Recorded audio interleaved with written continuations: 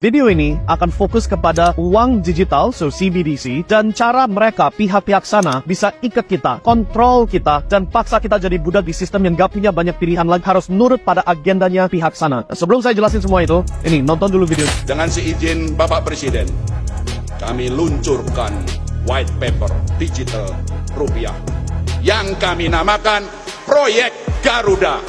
Pengembangan digital rupiah sebagai satu-satunya alat pembayaran digital yang sah di Indonesia. So, video yang barusan Anda saksikan itu bukti jelas bahwa pihak mereka, termasuk negara Indonesia, lagi eksekusi rencana untuk bisa kontrol semua masyarakat. Ibaratnya kita dijadikan sapi, digosongin, branding, jadi milik pemerintah, milik sistem besar ini. So, ini sebenarnya topik yang kelanjutan dari video yang sudah kita posting, dan sempat rame viral di sosmed, tapi somehow bisa di take down, dibatasi sama sosmed, disensor. So, maklum saya harus hati-hati kali ini dengan pilihan bahasa saya, cara saya menyampaikan topik ini harus dengan sangat hati-hati. Kalau enggak ya nanti diblokir, dan padahal isu ini penting, dan apa yang saya mau sampaikan menurut saya topik yang paling penting yang pernah saya bahas. Kenapa? Karena kalau cuma 1-2 orang saja yang melawan rencana mereka untuk bisa ikat kita, paksa kita jadi budak, maka akan gagal. Harus sekaligus jutaan orang, semua orang di Indonesia harus sadar ini dan harus bisa siap take action, siap lawan kalau harus, supaya kita bisa hidup dengan bebas, hidup dengan banyak pilihan, bisa jadi orang yang mandiri dan punya kemerdekaan. Oke? So, ngomong gitu, saya mau jelasin konteksnya. Apa ini yang lagi dilakukan sekarang, yang sesuai video yang sudah saya publish sebelumnya tapi di take down. Sudah saya pernah jelasin bahwa pemerintahan lagi ada rencana untuk membuat kita semua harus daftar digital ID. Ada tekniknya yang mereka akan melakukan, dan itu sudah saya bahas, tapi disensor, so aku gak bisa ulangi lagi. Tapi pada intinya mereka akan paksa kita semua harus daftar identitas online yang sudah dikaitin semua dengan semua fasilitas yang kita butuhkan untuk bisa hidup. Listrik, air, internet, akses ke rumah sakit, untuk bisa terbang pesawat, semua ini akan dijadikan satu sistem, dan sekaligus uang kita tambahkan ke sistem ini. Sehingga kalau kita diduga melakukan kesalahan yang tidak sesuai sama agenda mereka, mereka itu pihak besar sana, ya, akses kita ke semua hal ini jadi cut instant, threat.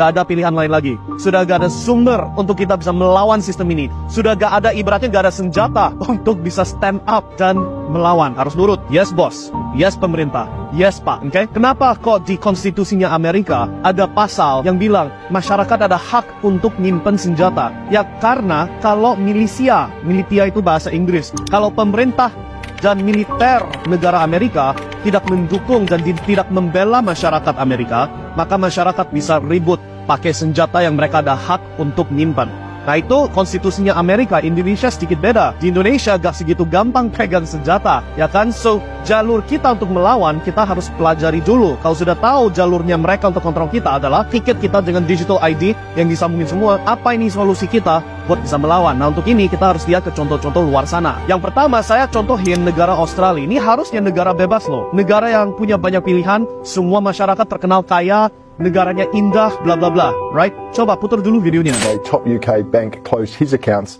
because they didn't like his political views. But Australians are now learning it could happen here too. Written in the fine print when you open an account with a Commonwealth Bank, it says customers may not use their banking services they engage in conduct that is, in our opinion, offensive, harassing or threatening to any person or promotes or encourages physical or mental harm of any person. So, video yang barusan Anda nonton, itu bukti jelas apa yang terjadi kalau masyarakat gak ada pilihan lagi. Pihak bank, yaitu pihak institusi privat, bisa cut akses kamu ke uang Anda. Bukan uangnya bank, uang Anda, kalau Anda diduga, bukan terbukti loh, diduga melanggar aturan atau kelihatan aneh-aneh menurut mereka, right?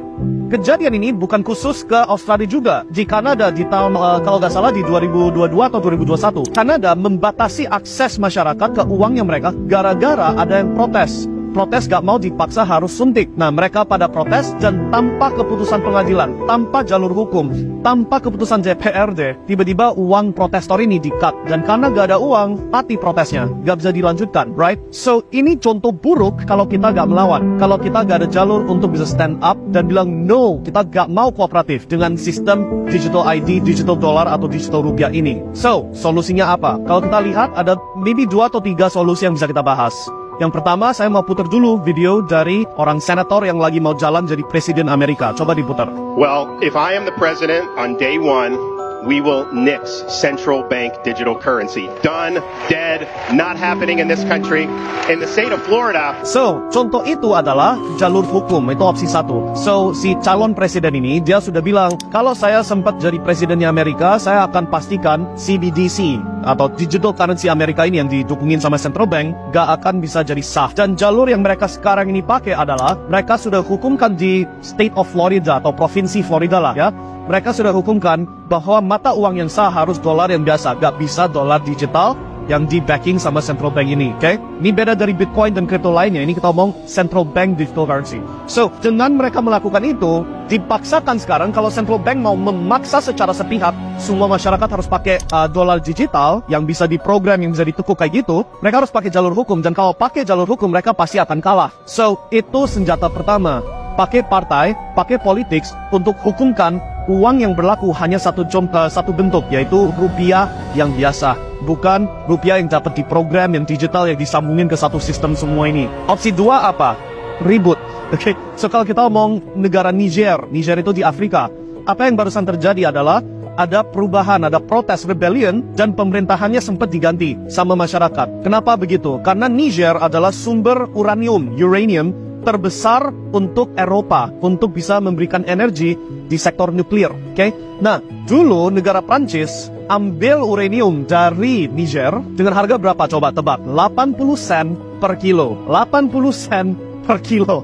Sedangkan harga pasarnya uranium berapa? 200 euro per kilo. So, ibaratnya uraniumnya dicuri, diambil tanpa ada kompensasi. Nah, masyarakat ribut, masyarakat protes, rebellion, berhasil ambil ahli negaranya sendiri. Sehingga sekarang Niger siap jual kembali uraniumnya, tetap lanjutkan, tapi dengan harga pasar yang berlaku sekarang, yaitu 200 euro per kilogram. Nah, benefitnya larinya ke masyarakat Niger. Kejadian yang mirip juga sudah terjadi di negara Belanda. So, sempat 2023 ini atau 2022 aku lupa, pemerintahnya Belanda, Netherlands, mereka mau sitah, ambil paksa semua lahan pertanian dari masyarakat dengan alasan